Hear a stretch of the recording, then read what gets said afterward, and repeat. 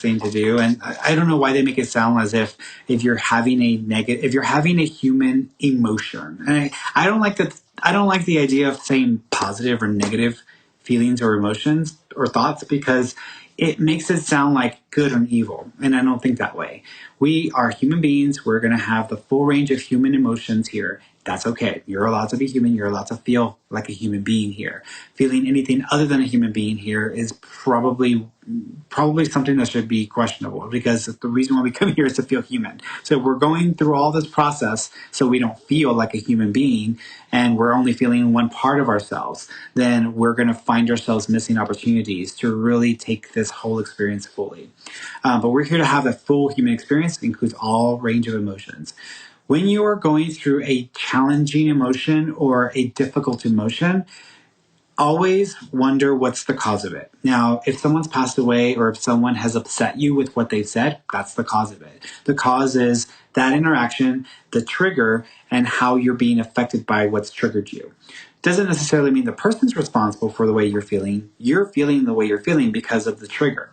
So the triggers come up and it's affecting you and causing you to feel a certain way. You got all kinds of feelings around that. Okay, can you do something about it? Is there something you can do to change that situation that's triggering you? Yeah, I can change the situation. I can just stop being around this person. Okay, then stop being around the person. That's it. Or I can, report this person to HR because they're making me uncomfortable. Then report the damn person to HR.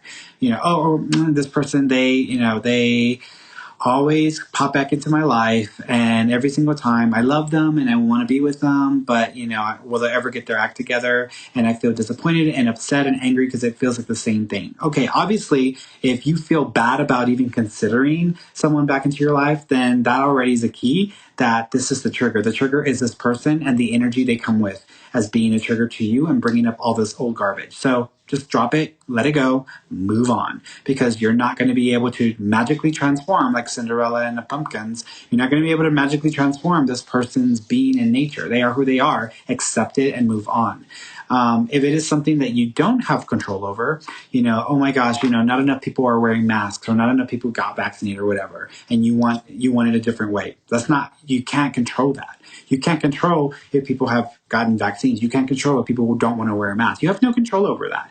And so even though I've been very vocal and I've been very expressive about my position on things, there's only so much control I have. And yeah, granted, I have gone through a period where I felt bad and I felt awful because I felt like I didn't do enough or I didn't prevent enough people from dying or suffering. And so I could make myself guilty for that or make myself feel bad about that. But at the end of the day, I've done what I've been able to do. It wasn't enough to change enough. And so at this point, there's only an acceptance stage, an acceptance period. I know that there's about to be a lot of people who get very violently ill or very much or die, and there's nothing I can do about it. So I have to just accept the fact that it is what it is. And no one on here be coming on here and trying to tell me anything different because we've lost plenty of people in our family. I just lost a cousin last week to COVID. So don't tell me shit because I don't want to hear it.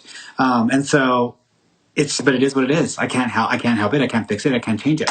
It is what it is. And so you get to an acceptance stage. So when you're dealing with circumstances that are beyond your control, beyond your ability to change the outcome, you must either accept the circumstances and the scenario and just do the best you can for yourself, or you want to rally with everybody else and try to create a movement. Most people don't do that. So just accept it and then do what you can for yourself.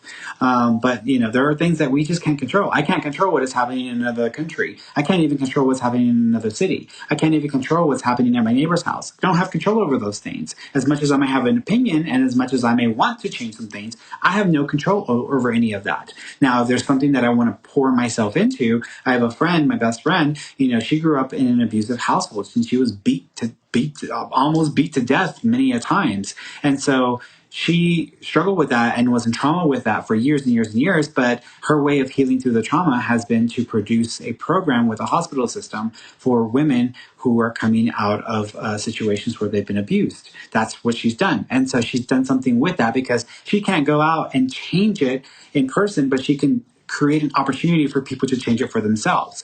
And that's the way you do it. You can't do enough to change the world, then you just create the opportunity where change is possible for those who choose it. And then you put that out there. And that's your next stage of that. But if you can't do anything, you have to go to a state of acceptance and just, it is what it is. I don't like it.